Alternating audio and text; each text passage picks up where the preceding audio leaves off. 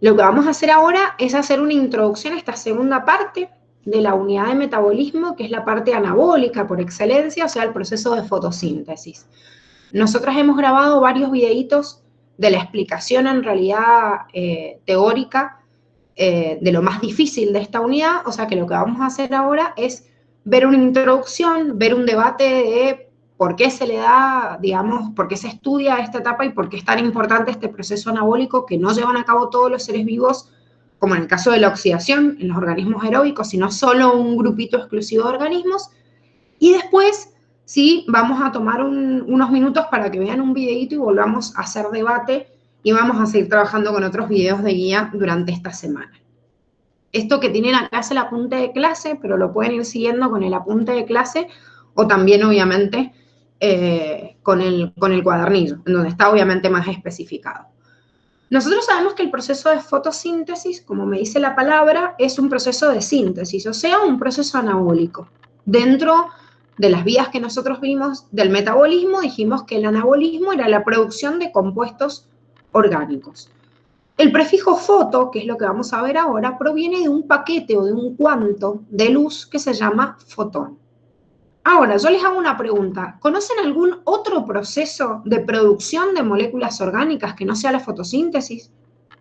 O sea, otro proceso distinto que lleva a cabo un ser vivo para producir sus propios alimentos, pero que no sea la fotosíntesis.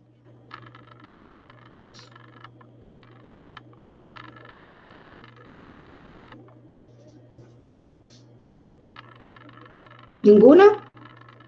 Los organismos autótrofos, profe. Bueno, y esos organismos autótrofos, si no hacen fotosíntesis, ¿qué pueden hacer?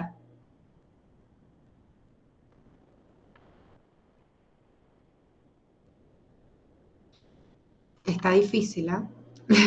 Porque de hecho en la escuela no nos han enseñado otra cosa que no sea fotosíntesis. Sin embargo, se piensa que los primeros organismos antes de ser fotosintéticos eran quimiosintéticos.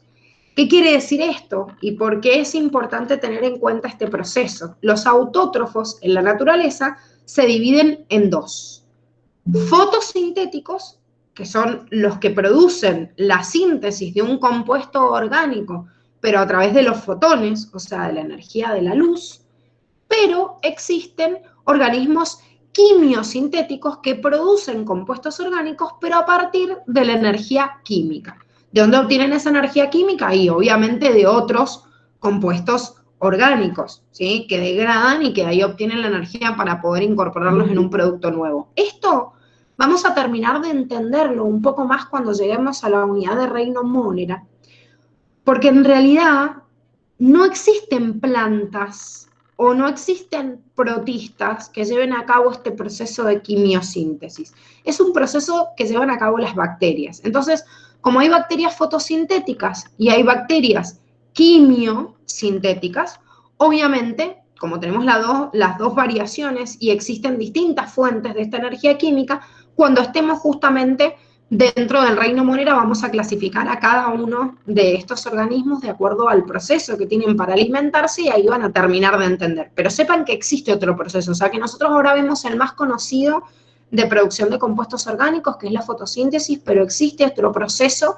en el cual también se pueden producir compuestos orgánicos. Pero la fotosíntesis tiene, digamos, una cualidad que no tiene ningún proceso quimiosintético y por eso es importante en la naturaleza. Y justamente este proceso es importante porque es proveedor de oxígeno en el medio. Y como nosotros ya sabemos, el proceso de oxidación celular que lo llevan a cabo cualquier tipo de organismo, que ese organismo sea obviamente aeróbico, es la obtención de energía a través de los compuestos orgánicos en medios con oxígeno, o sea, aeróbicos. Entonces, ¿quién le da este oxígeno al planeta? Todos los organismos fotosintéticos. Por eso es importante entender que esta fotosíntesis es como el proceso dentro del metabolismo esencial para la energía que se necesita en todas las cadenas tróficas. Por eso desde chiquititos venimos viendo cadenas tróficas que arrancan con un productor.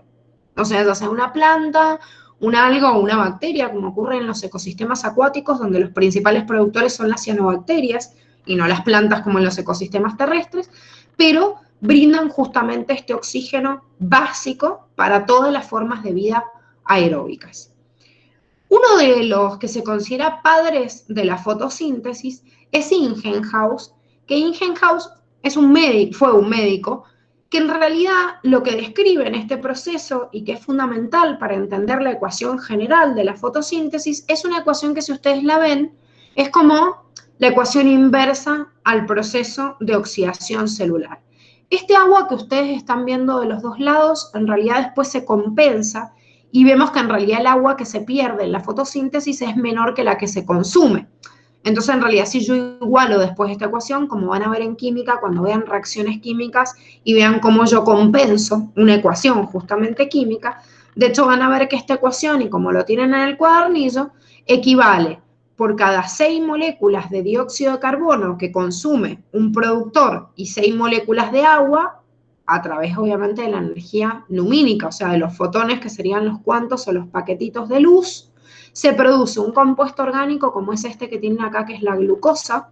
Esta es la fórmula de la glucosa, de la misma forma que vieron en oxidación celular, que tiene 6 carbonos, 2 hidrógenos, 6 oxígenos, pero podría producir otro compuesto orgánico, tomamos siempre como ejemplo a la glucosa, y liberar 6 moléculas de oxígeno, ¿sí?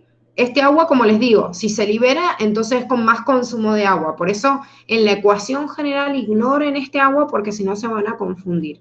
Pero en realidad, lo que me dice la ecuación general de la fotosíntesis, que por eso se considera Ingenhousz el padre de la fotosíntesis, propone esta ecuación, es la misma ecuación que en una oxidación celular, nada más que invertida. O sea, que cuando yo oxido un compuesto orgánico como es la glucosa, obtengo los dos compuestos básicos, que son el dióxido de carbono y el agua, y en la fotosíntesis lo que hago es lo opuesto. A través de este dióxido de carbono y agua puedo obtener un compuesto orgánico, como es la glucosa o cualquier otro. Ahora, la historia de la fotosíntesis recorre a varios investigadores desde distintas áreas que hicieron aportes significativos. Yo acá en el apunte de clase les he puesto un cuadrito que les resume un poco el ensayo que sale en el cuadernillo. Es importante este ensayo, porque me arrastra toda la historia de este proceso y desgraciadamente la facultad por ahí les hace preguntas en este sentido, ¿sí? Preguntándome de algún investigador particular o qué aporte significativo hizo, entonces no lo ignoren por más de que sea un cuadrito, porque no es un cuadrito anexo, sino que es un cuadrito de ensayo que figura tal cual en el libro de Curtis y por eso es importante y la facultad se los puede tomar. Si bien se lo considera Ingenhousz el padre de la fotosíntesis y propone esta ecuación en el siglo XVIII, es importante entender algunos datos que se venían trayendo a lo largo de la historia. Por ejemplo, Van Helmont es, digamos, el aporte significativo que hace a este proceso de fotosíntesis, es que en realidad la planta crece o aumenta de tamaño gracias al agua y, según él, no al suelo. ¿Por qué?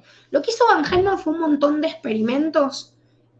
Por ejemplo, yo planto a una determinada especie vegetal y ¿qué hacía Van Helmont? Pesaba la tierra que le ponía esa plantita y el agua que le echaba todos los días. Entonces, al otro día pesaba de vuelta la planta, de vuelta a la tierra y sabía cuánta agua le echaba. Entonces veía que con el tiempo la planta aumentaba mucho de peso, pero la tierra seguía siendo casi igual. O sea, la cantidad de tierra no variaba. Entonces decía, bueno, entonces la planta de la tierra no está sacando nada. Lo único que está haciendo es creciendo a partir del agua que yo le echo. Durante mucho tiempo, en realidad, se pensó esto porque no se le dio la importancia que tenía el medio, o sea, el medio aéreo, que también podía obtener nutrientes básicos para crecer. O sea que durante el siglo XVI y XVII fue muy difícil esto porque se pensaba que los productores en la naturaleza en realidad solo crecían o aumentaban de tamaño a través del agua. Sin embargo, no solo Priestley, sino un montón de otros científicos que incluso tenían más aportes desde la química que desde la biología, en realidad, digamos que este fue el primero que impuso un dato importante desde la biología al estudiar el proceso de la combustión. Y en realidad, ¿qué aporte significativo se hace desde este proceso de la combustión? Que se dieron cuenta que en el proceso de combustión, o sea, cuando yo quemo un compuesto y libero este gas tóxico al medio, que es el dióxido de carbono, las plantas me ayudaban a purificar el aire. ¿Eso qué quiere decir? Que en realidad no obtenían entonces nada más nutrientes desde el agua, sino también desde el aire de este dióxido de carbono. Pero al principio se pensaba nada más que esta absorción del dióxido de carbono era como una purificación del aire que ayudaba a las otras formas de seres vivos, pero no se entendía que era un nutriente realmente. Este es el aporte significativo que hace Ingenhousz en el siglo XVIII. Por eso en esta ecuación general de la fotosíntesis que estábamos viendo, Ingenhousz dice, no, no es el agua nada más lo importante para la planta y para permitir crecerle, sino el dióxido de carbono también. ¿Y cómo lo comprueba? Y si yo encierro una planta en una cúpula así como de vidrio, ¿vieron como la que tenía la rosa encerrada, la bestia, de La Bella y la Bestia? O sea, le meto una cúpula así de vidrio a la planta, se moría. Entonces, yo le metía la tierra que necesitaba, el agua que necesitaba, pero en realidad se moría. ¿Y por qué se moría? Porque en realidad no tenía acceso al dióxido de carbono, y si se agota en el medio lo que tenía y no podía absorber más, obviamente no podía llevar a cabo el proceso de fotosíntesis. Ingenhousz, como les dije recién, hizo un aporte muy significativo en la ecuación general de la fotosíntesis. Sin embargo, comete un error importante que se viene a corregir casi 2 siglos más tarde, ya que Ingenhousz pensaba que como el dióxido de carbono es un gas y el oxígeno también es un gas, lo que hacía la planta era romper esa molécula de dióxido de carbono, que era un gas, y gracias a la ruptura de ese dióxido de carbono, el oxígeno se liberaba al medio. O sea, fíjense de esta ecuación, lo que Ingenhousz decía es que este oxígeno venía de acá, del dióxido de carbono, ¿sí? O sea, este oxígeno era liberado a partir de este gas del medio. Durante mucho tiempo se pensó en esto y en realidad no hacía la ecuación general de la fotosíntesis, pero sí a otros procesos importantes, y se necesitó el aporte de varios otros científicos, incluso volvemos a lo mismo, desde la química. Lavoisier nosotros lo tenemos acá nada más como significativo en biología porque hizo muchos aportes a los intercambios gaseosos, pero se van a cansar de verlo en química, ¿sí? Y en realidad, estos aportes que se hacen desde la química tienen que ver cómo este gas, este dióxido de carbono y este oxígeno se absorben y se liberan de forma contraria en los organismos productores, ¿sí? O autótrofos, y los heterótrofos. O sea, como nosotros como heterótrofos utilizamos ese oxígeno del medio y liberamos como desecho, digamos, dióxido de carbono, y en realidad un productor completaba el ciclo y después en realidad descubrieron que también el productor hacía este proceso de tomar del medio también oxígeno y liberar dióxido de carbono. Por eso ya Ingenhousz había, digamos, anticipado que este proceso de purificación del aire la planta lo llevaba solo en el día y no en la noche. O sea que habían también alcanzado a medir que el oxígeno que liberaba el productor o la planta se hacía únicamente en el día, no se hacía en la noche. O sea que en la noche la planta, digamos, priorizaba su proceso de respiración, que en realidad lo hace todo el día, pero al no llevar a cabo la liberación de oxígeno en la noche, digamos, yo podía contabilizar y de forma más evidente el dióxido de carbono que liberaba y no el que consumía en esas horas. ¿Cuáles fueron los aportes significativos de los siguientes investigadores? Y este es el que más nos interesa ya, fíjense, estamos ya en el siglo casi XX, ¿sí? De hecho, los descubrimientos y los primeros ensayos de Daniel fueron en el siglo XX, ¿sí? Contra los avances en el siglo XVIII, por eso les dije casi 2 siglos, para descubrir que en realidad el oxígeno que liberaban las plantas no provenía de esta molécula de dióxido de carbono, sino que provenía del agua. ¿Y por qué Valniel es muy importante en este descubrimiento? Valniel fue un bacteriólogo. Eso quiere decir que estaba estudiando con bacterias y no con plantas. Valniel propone otra ecuación general de la fotosíntesis, donde fíjense en las diferencias. O sea, yo tengo la misma molécula que se extrae del medio, que es el dióxido de carbono, pero Valniel toma como ejemplo un ácido. Ácido se le llama a este protón unido con un compuesto no metálico, que estos también lo van a ver bien en química, que en el caso de esta plantita, esto era el agua. Pero en algunas bacterias, lo que había visto Valniel, era que, por ejemplo, tomaban del medio ácido sulfídrico o ácido clorhídrico, que sería este mismo protón, y acá donde está la A, que sería como una X, digamos, como un elemento desconocido, no metálico y que lo podemos reemplazar, depende del grupo de bacterias. Por ejemplo, hay bacterias que obtenían del medio ácido clorhídrico, que sería este protón con cloro, o ácido sulfídrico, o sea, este protón con azufre. Y estas bacterias que obtenían del medio a través de otros ácidos, su nutriente básico, junto con el dióxido de carbono, lo que liberaban al medio, que es esto que figura como A en estado molecular, en vez de liberar oxígeno, liberaban, por ejemplo, las que absorbían ácido clorhídrico, liberaban cloro. O las que absorbían ácido sulfídrico, liberaban azufre. O sea, esto que no existe en las plantas, porque todas las plantas obtienen agua del medio, y no puedo regar una planta con ácido clorhídrico porque la mato, no tiene los medios para llevar a cabo el proceso de fotosíntesis.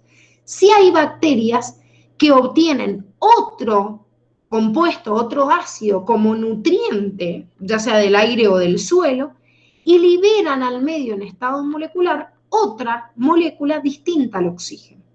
Entonces lo que Valniel propone es que en realidad la ecuación general de la fotosíntesis es así. En el caso de la planta, del alga verde o de la cianobacteria, yo reemplazo esta A por el oxígeno, pero esta ecuación me sirve también para todas las otras bacterias que sean productoras y que estén obteniendo en realidad otros nutrientes distintos del medio.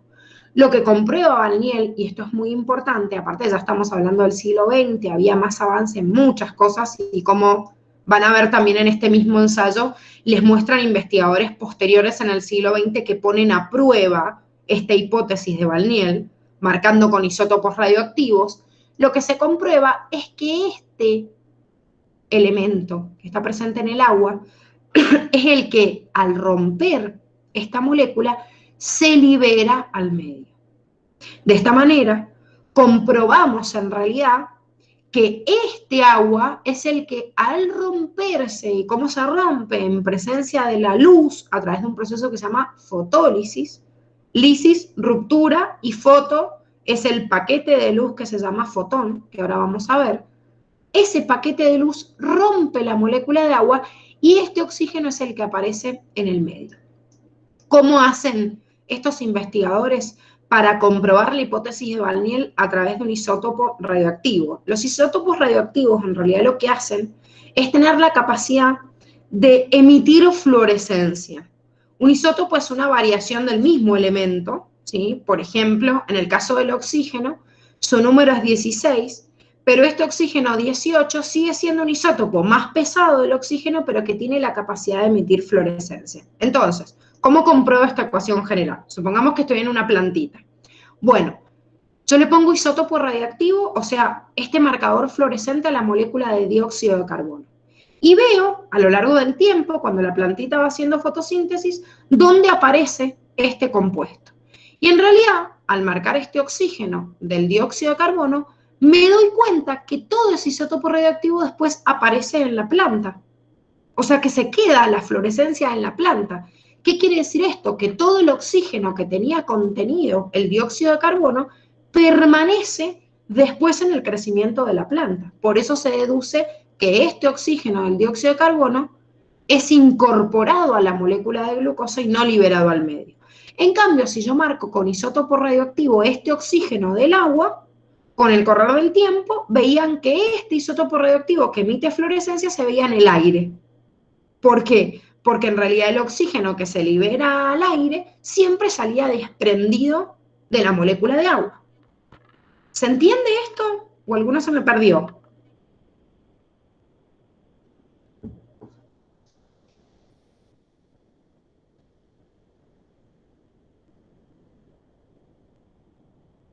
¿Venimos bien o no? ¿Sí? Bien. Bueno, esto que es una parte histórica y que por ahí es un embole, igual lo tienen que estudiar, igual lo tienen que saber. Por eso les digo acá, está resumido, pero léanse bien este ensayo en el cuadernillo porque es importante entender, digamos, cómo históricamente se dio origen a este proceso de la fotosíntesis tal como lo conocemos hoy, y en realidad recién en el siglo XX yo puedo hablar que las descripciones que nosotros hacemos de la fotosíntesis son de esta manera. Esto no se les tiene que olvidar porque lo que vamos a ver a continuación, que ya es el proceso justamente de la fotosíntesis, toma en cuenta siempre esto que acabamos de decir, que el dióxido de carbono es una molécula que se fija y permanece en la planta o en cualquier productor como compuesto orgánico, y que es el oxígeno que se libera al aire, que pertenece, digamos, a la molécula de agua después del proceso de fotólisis o ruptura de esta molécula, que obviamente vamos a ver en cada una de las etapas de la fotosíntesis. Ahora, esto que estamos viendo acá es una organela que nosotros ya conocemos porque la vimos en la unidad 2, y es el cloroplasto, ¿sí? Una organela que se encarga del proceso de la fotosíntesis en organismos eucariotas. Quiere decir que lo voy a encontrar en una planta, lo voy a encontrar en una alga verde o en cualquier otro tipo de alga porque sigue siendo una célula eucariota, porque pertenece al reino protista.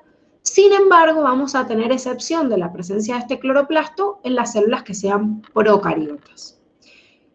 Todas las bacterias que sean fotosintéticas pueden llevar a cabo el proceso de fotosíntesis en una membrana, o sea, en la membrana plasmática o en el citoplasma de la célula, a excepción de las cianobacterias, que tienen como una membrana como las que ven acá en verde, nada más que esto es una invaginación de una organela interna, pero una invaginación de la membrana plasmática que forma una membrana que se le llama también tilacoide, y en el cual almacena el pigmento responsable de la fotosíntesis, que es la clorofila. Entonces, en las cianobacterias hay tilacoide, donde se lleva a cabo la etapa lumínica y después la etapa enzimática en el citoplasma de la célula. En el caso de las otras bacterias que no sean cianobacterias, pero que sean productoras, se lleva a cabo el proceso en la membrana plasmática y en el citoplasma. Y en el caso de las células eucariotas, que sean fotosintéticas, tienen esta organela que es el cloroplasto. Como ya hemos visto, el cloroplasto es una organela que fundamenta la teoría endosimbiótica, de la misma manera que la mitocondria, nada más que además de tener esta membrana externa e interna, que recubre, digamos, por fuera esta organela, la membrana interna se repliega en estas pilitas de monedas que se las llama grana, y que cada una de estas pilitas de monedas está formada por la membrana tilacoidea o tilacoide, o se la llama lamela también. Esta membrana es en donde está almacenado este pigmento, que es la clorofila, ahora vamos a ver qué es un pigmento, y gracias a esto se lleva a cabo la primera etapa de la fotosíntesis, que se llama etapa lumínica. Sin embargo, estas tres membranas me separan obviamente tres espacios. ¿Cuáles son estos tres espacios? Y el espacio entre la membrana interna y externa, que sería este que ven acá, se llama espacio intermembranoso o intermembranal, de la misma forma que veíamos este espacio en la mitocondria. Este espacio interno, desde la membrana interna del cloroplasto, se llama este espacio estroma, ¿sí? La estroma del cloroplasto es el espacio comprendido entre el interior de la membrana interna y estas pilas de granas o pilas de monedas que son el apilamiento de las membranas tilacoides. Pero si vemos, la membrana tilacoide forma como esta monedita y adentro aparece como un espacio también, o sea que tengo adentro otro espacio más y ese espacio se llama espacio tilacoideo o lumen, ¿sí? Entonces, tres membranas, tres espacios. Y dentro de la estroma es donde ocurre la segunda etapa de la fotosíntesis, que en realidad durante muchos años fue llamada etapa oscura, y hoy se sabe que está mal llamarla de esta forma, y se la denomina etapa enzimática, ¿sí? Sin embargo, se los digo porque el Curtis de sexta edición, que es el anterior, del cual ustedes estudian, siga como mencionándolo como etapa oscura, y por ahí en alguna pregunta, en algún múltiple choice, aparece esta idea de... o menciona en realidad esta etapa oscura para que no se les pierda y no diga de qué me están hablando, en realidad es esta misma etapa enzimática, nada más que se la llamaba antes de esta manera. Bien, ahora, si bien presentamos este cloroplasto o repasamos un poquito este cloroplasto, antes de empezar a ver las etapas del proceso de fotosíntesis, ustedes tienen una introducción de la fuente de energía, justamente, que necesitamos para el proceso de fotosíntesis, y que es justamente la luz. O sea, la energía lumínica sale justamente de la luz. Este avance en el estudio de la luz,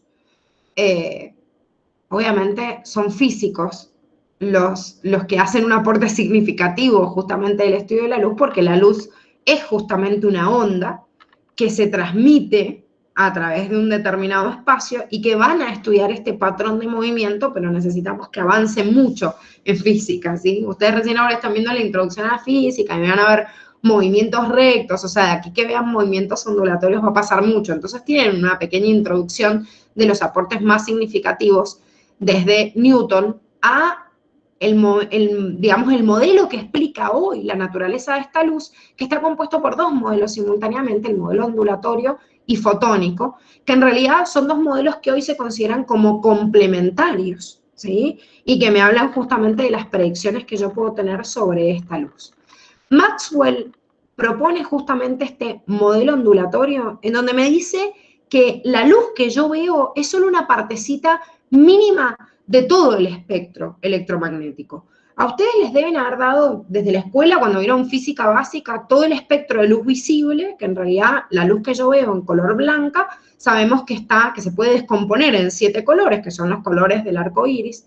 En el cuadernillo tienen una imagen de esto que se ve en blanco y negro, porque en realidad la que se veía a colores se veía muy fea para imprimir, por si algunos imprimen el cuadernillo, pero esto lo pueden googlear, o sea, luz visible y les va a salir en todos lo mismo, desde las ondas de longitud más larga, que serían las ondas rojas, hasta las más cortas, que son las violetas. Bueno, los 7 colores del arco iris es la descomposición de la luz blanca, de la luz visible, para nuestro ojo. Eso no quiere decir que sea el espectro visible para absolutamente todas las especies. Quiere decir que nuestro ojo, en realidad, está capacitado para ver determinadas ondas. Esto es importante para entender que los rayos que nosotros estudiamos en determinadas longitudes de onda, lo estudiamos en base a nuestra luz visible y en realidad hay pigmentos, que son las sustancias capacitadas de absorber la luz, que pueden absorber determinadas franjas, digamos, de este espectro visible y otras no, y las reflejan, y por eso ese es el color que nosotros vemos. Sin embargo, Maxwell hace un aporte muy significativo entre este modelo ondulatorio, ya que habla de la propagación de esta luz a 300 kilómetros por segundo. Por eso nosotros no podemos ver de la misma forma, bueno, como el sonido también, son ondas como tan rápidas que no las alcanzamos a visualizar, porque tienen una velocidad en el espacio, ¿sí?, mucho más rápida para que nuestro ojo lo pueda captar.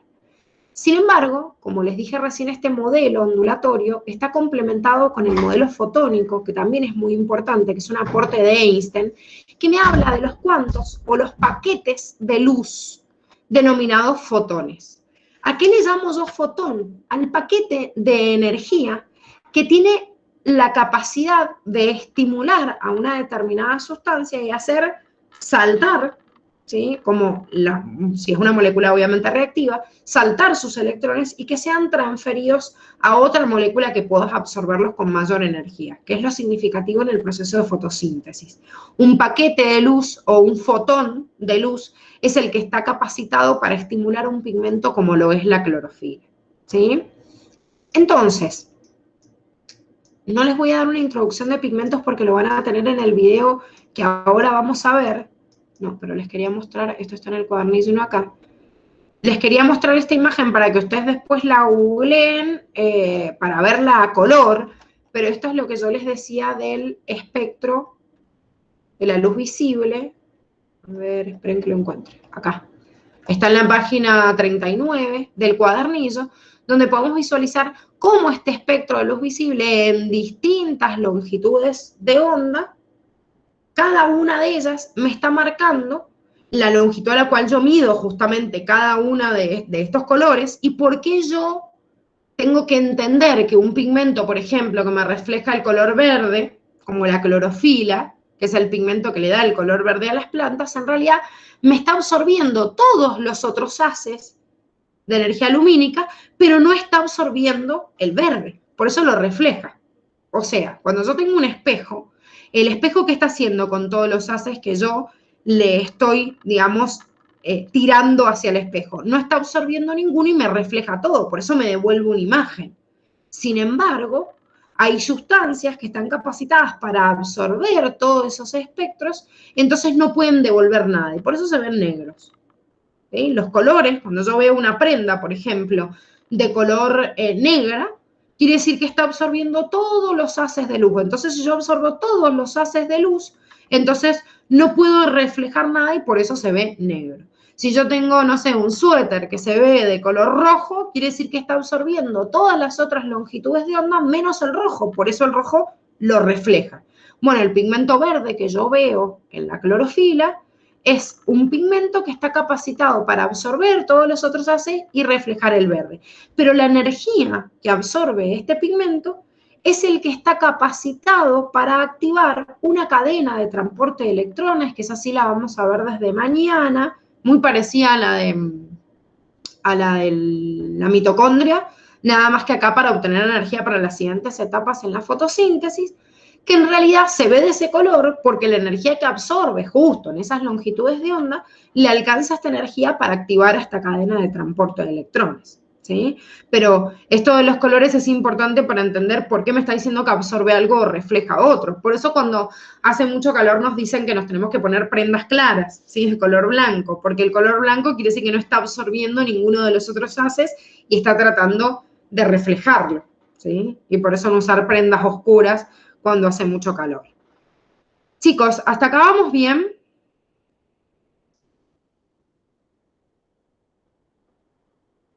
Sí, profe. Bueno, vamos a hacer una pausa acá, o sea, una pausa de esta partecita.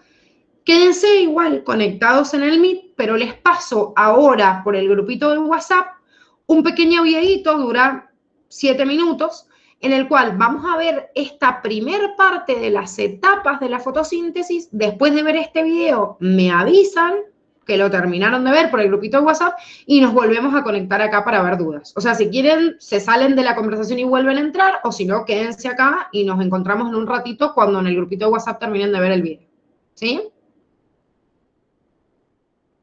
¿Dónde estamos?